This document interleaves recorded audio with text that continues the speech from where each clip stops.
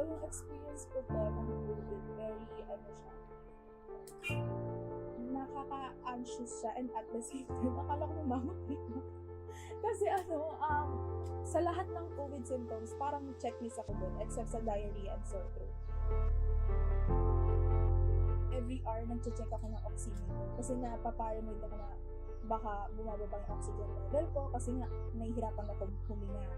And then, yun din yung time na midterms. That time din po, thesis namin. So, I still remember how I was trying to do my thesis na nahihirapan akong huminga and ang taas ng lagnat ko para lang makatype ako ng mga RRL. Yung moment na yon, I was frustrated.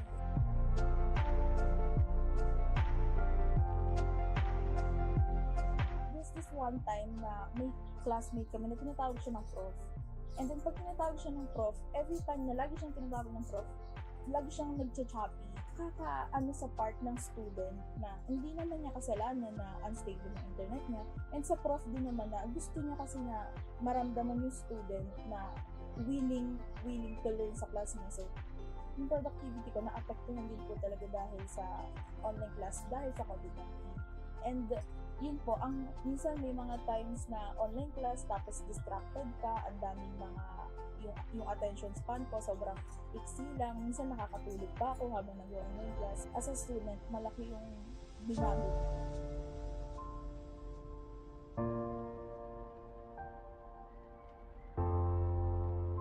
Nung may schedule na ako, yun, I'm grateful ako na may schedule na ako sa vaccine kasi somehow I feel protected sa COVID-19.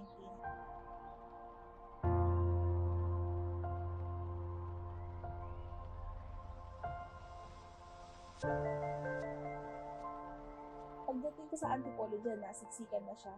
And then, after Antipolo is mag-LRT naman ako to FEU. And then, dun po, sa LRT, medyo marami na rin yung taong sumasakay. And then, minsan talagang hindi na nasusunod yung social distancing na ini-implement nila. Kaya, yun po, good thing na I'm vaccinated kasi nababawasan po yung worries ko. Hindi na balik na tayo sa face-to-face because marami na rin vaccinated and boosted. So, yung pagod ko ng 4 hours na back and forth na biyahe, worth it din naman siya kung iisipin mo na mas natututo ka sa school.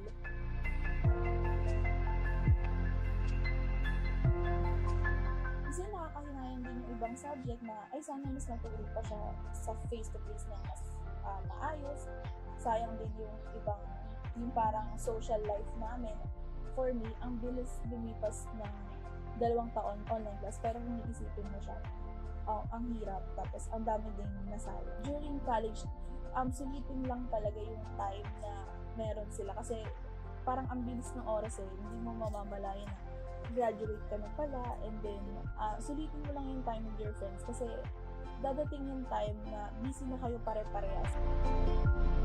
Ako po si Jessica, isang student po ako sa FEU at magpabakuna ako para sa kaligtasan ko at magpabooster ako para sa mas ligtas ng balik school.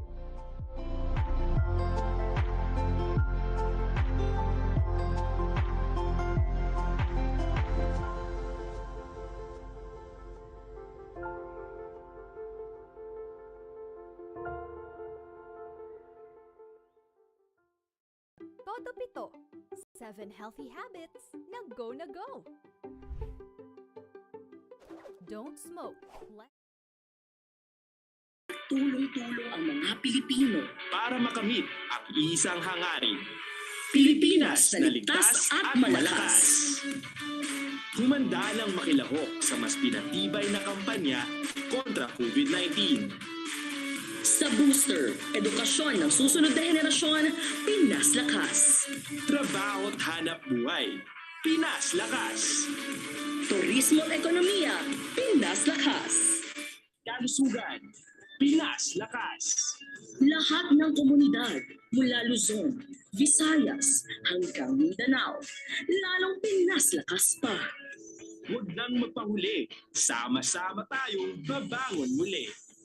Magpa-booster na para sa Pilipinas na ligtas at malakas.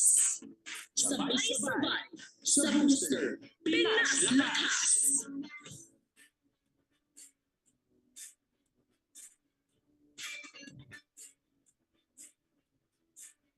oras na naman para sa programa ng Department of Health Legal Center for Health Development. Magandang umaga mga kachika. Nakatuto kayo sa Chikahang Pangkalusugan. Ako si Maxine. At ako si Denise. At live kami ngayon sa DOH People's Facebook page and YouTube. Ngayon naman, pag-uusapan natin ang ating balita mula sa Department of Health Legal Center for Health Development. So, siguro simulan muna natin sa ating health events para sa unang. So, para sa ating unang health event ay ang Breast Cancer Awareness Month. So, ang Breast Cancer Awareness Month po ay sila-celebrate every 1 ng October to raise awareness po para sa ating mga kababaihan na meron nga pong sakit ng breast cancer. So, ang early detection and treatment ng breast cancer po ay napakahalaga, lalong-lalo na sa celebration natin. So, next ay ang National Newborn Screening Week. So, ito po ay sinaselebrate every first week of October. Pursuant to Presidential Proclamation number 540, the first week of October is celebrated as National Newborn Screening Week. So ito po ay isang public health program na nag-i-aim sa pag-identify ng sakit or yung mga sakit po na nakukuha ni baby at an early stage. So ito po ay very important dahil ito po ay pwedeng mag-lead sa significant reduction of morbidity, mortality, and associated disabilities in affected infants. Next na ating health event ay ang Filipino Elderly Week, which is celebrated po every October 1 to 7.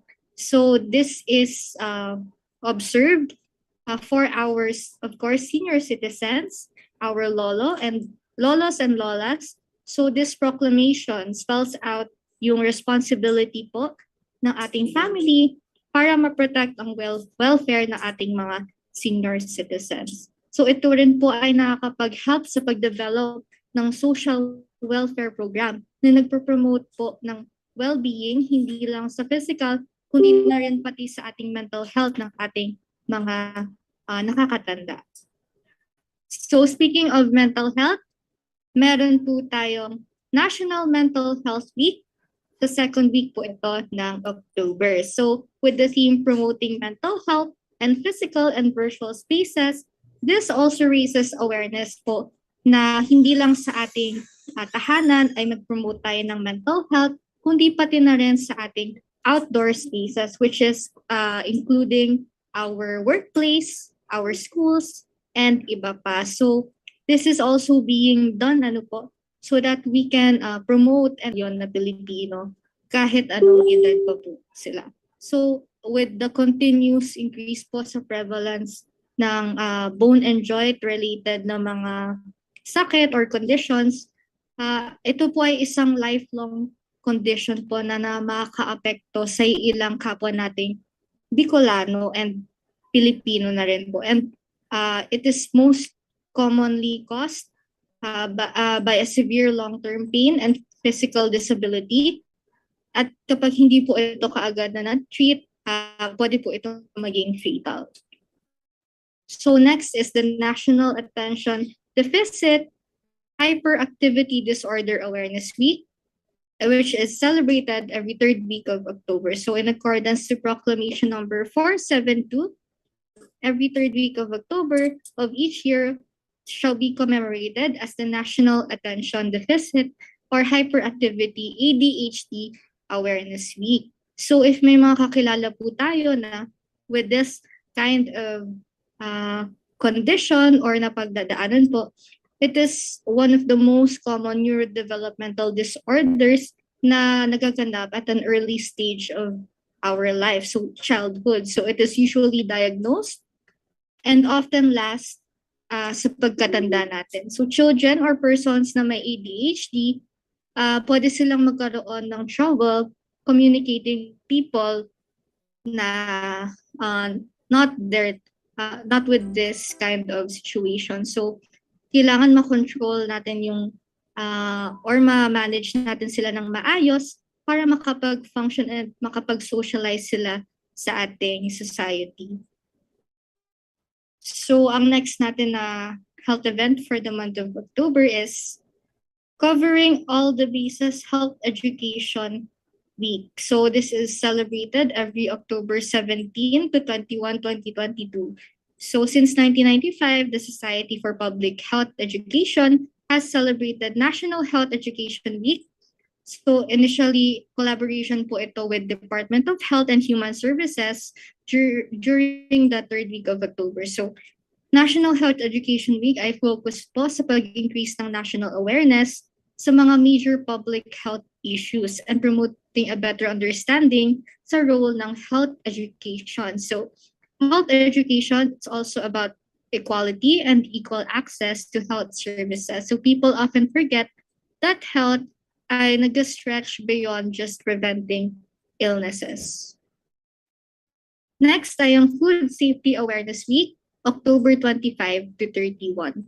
Pursuant to Presidential Proclamation number 160, ang last week of October ay sinaselebrate as Food Safety Awareness Month. So itong celebration na to seeks to create public awareness at para ma-educate ang mga tao sa tamang preparations ng food, sa food safety at yung mga tamang mga dapat na pagkain na kainin po natin. So this is in order to reduce eradicated food poisoning and other foodborne illnesses na nakukuha sa mga pagkain na contaminated na. So this observance is led by the Department of Health in collaboration with other government agencies.